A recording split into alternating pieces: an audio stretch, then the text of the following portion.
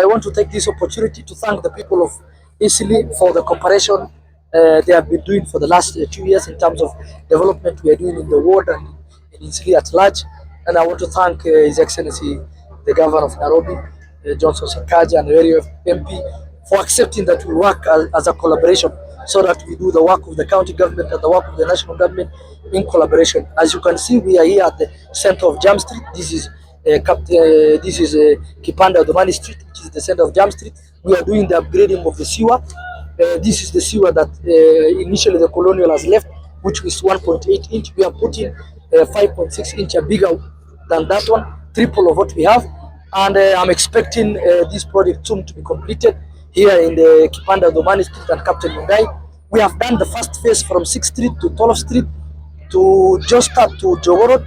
We're doing the second phase from here to Juakali to the Maria Stop to 3rd Street to Air Force. If we complete both, phase 1 has been completed and phase 2 be completed, I'm expecting the issue of drainage wastage, the issue of sewer issue will be done. Initially, the capacity easily has grown fundamentally. It has grown, it is beyond the expectation time. It has grown beyond the time it was supposed to grow. You can see the people obviously have invested much.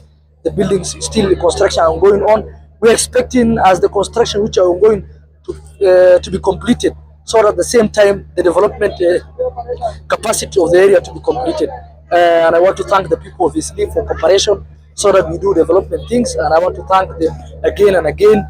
And as you know, our area member of parliament, the governor, we have agreed some roads the county will take, some roads the national government will take. 9th Street have been completed, 10th Street have been completed, 7th Street and 6th Street have been completed. This road, Captain Mungai, has already been advertised. We have finished Gongoni Road, Bendera Lane, and also Sabayat Road. And it has never happened in ever before in Eastleigh. And I want to thank again the governor for also giving Eastleigh as a standard of a CBD. We're expecting Eastleigh and Nairobi Central CBD to be treated equally, since that Eastleigh is contributing enough revenue to the revenue portal of Nairobi. Eastleigh is a special economic hub for Nairobi and for the country at large. And as you know, we are expecting also the president to be here in the few months coming. He has pledged us he will also bring some development to the neighborhood, and we're going to deliver in the area MCA and the MP, the governor and the national government and the county government, all the projects and the services the people of Eastleigh need. Will assure them they will get, inshallah. How long will this take? This one, as you can see, already the contractor is on site. The sewer phase 1 is completed. You have seen before it from 6th Street to Josta. This one is ongoing. The contractor promised us within 21 days he's going to finish up to where it's supposed to end. The road of Captain Mungai has already been advertised. We're expecting the next 2 months the process of evaluation when it's been done, the contractor to be on site.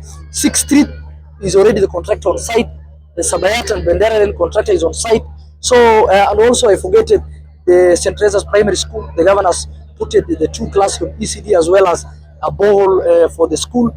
And I'm expecting all these development projects, since Eastleigh has fundamentally grown beyond the expectation time, to be done. Also, the government is also considering Eastleigh as a special economic hub. We're expecting all these development things by next year to be completed, be it street light, be it security, be it drainage, be it sewer, be it light and security and everything. So I want also to thank the people of Eastleigh for being a cooperative people, a good citizen people who are cooperating with the government, paying taxes, doing a clean business, and we are appreciating them for also their cooperation.